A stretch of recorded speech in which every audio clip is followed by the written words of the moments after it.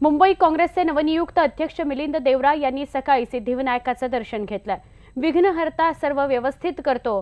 मुंबई काँग्रेसमधले मतभेद नसतील, मुंबईच्या समस्यांकडे प्राधान्याने लक्ष दिलं जाईल असं आश्वासन त्यांनी यावेळी दिलं। तर संजय निरुपम माझे चांगले सहकारी आहेत असं मिलिंद देवरा यांनी सांगितलं।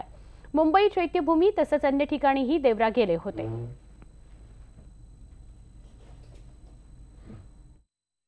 मला पूर्ण खात्री आहे की सर्व नेते, काँग्रेस पक्षाचे सर्व नेते, सर्व कार्यकर्ता आणि मुंबईमध्ये राहणारे सर्व रहिवाशांचा काँग्रेस पक्षाला पुन्हा एकदा आशीर्वाद मिळेल आणि पुन्हा एकदा आम्ही निवडून येऊ। सर, असं म्हटलं जातं की मुंबई अध्यक्ष बसल्यावर अनेक जण वेगवेगळे संकट आणतात, तर संकट मोचकाकडनं काय मागणं विषय? अजिबात नाही, आम्ही सर्व एकत्र येऊन काम करणार आहे, मला पूर्ण खात्री आहे। अच्छा, येणाऱ्या निवडणुकीत लोकसभेच्या चांगला परफॉर्म करणार 100% मला खात्री आहे। ऐन लोकसभा निवडणुकीच्या तोंडावर मुंबई विभागीय काँग्रेसच्या अध्यक्षपदावरून संजय निरुपम यांना दूर करून मिलिंद देवरांकडे ही जबाबदारी सोपवली गेली आहे। अलीकडच्या काळात निरुपम यांना पक्षातून विरोध वाढला होता। या पार्श्वभूमीवर काँग्रेस हायकमांडने हा बदल केलाय। संजय निरुपमांना अध्यक्षपदावरून डच्चू, मिलिंद देवरांवर मुंबईची जबाबदारी। निवडणुकीआधी निरुपमांना हटवलं।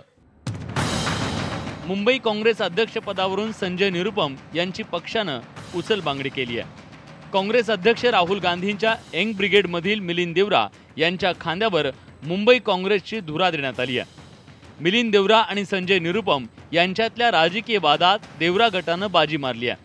खरं तर गेल्या काही दिवसांपासून संजय निरुपम यांच्या कार्यपद्धतीवर मुंबईतील काँग्रेसचे कार्यकर्ते प्रचंड नाराज होते। त्यामुळेच अलीकडच्या काळात निरुपम यांना पक्षातून मोठा विरोध होत होता। या पार्श्वभूमीवर काँग्रेस हायकमांडनं ऐन लोकसभा निवडणुकीच्या धामधुमीत निरुपम यांना हटवण्याचा निर्णय घेतला।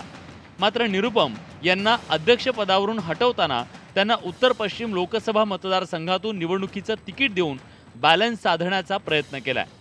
यापूर्वी काँग्रेस पक्षानं त्यांना उत्तर मुंबईतून उमेदवारी देण्याची तयारी दर्शवली, पण निरुपम मात्र उत्तर पश्चिम मतदारसंघावर अडून बसले होते। अखेर पक्षानं त्यांना उत्तर पश्चिममधून उमेदवारी जाहीर केली आहे। मिलिंद देवरा आणि संजय निरुपम यांच्यातला वाद काही नवा नाही। निरुपम यांच्याकडे मुंबई काँग्रेसची जबाबदारी दिल्यानंतर देवरांनी पक्षकार्यातून अंग काढून घेतलं। तसंच आपल्याला डावललं जात असल्याची भावना त्यांनी पार्टी हायकमांडच्या कानावर घातली। अखेर काँग्रेस हायकमांडनं त्याची दखल घेतली। मात्र लोकसभा निवडणुकीत पक्षाला यश मिळवून देण्याची जबाबदारी देवरांच्या खांद्यावर आली आहे। ही निवडणूक मिलिंद देवरांच्या नेतृत्वाची परीक्षा पाहणारी असेल। मुंबईहून सागर कुलकर्णीसह प्रशांत लीला रामदास, न्यूज 18 लोकमत, नवी दिल्ली।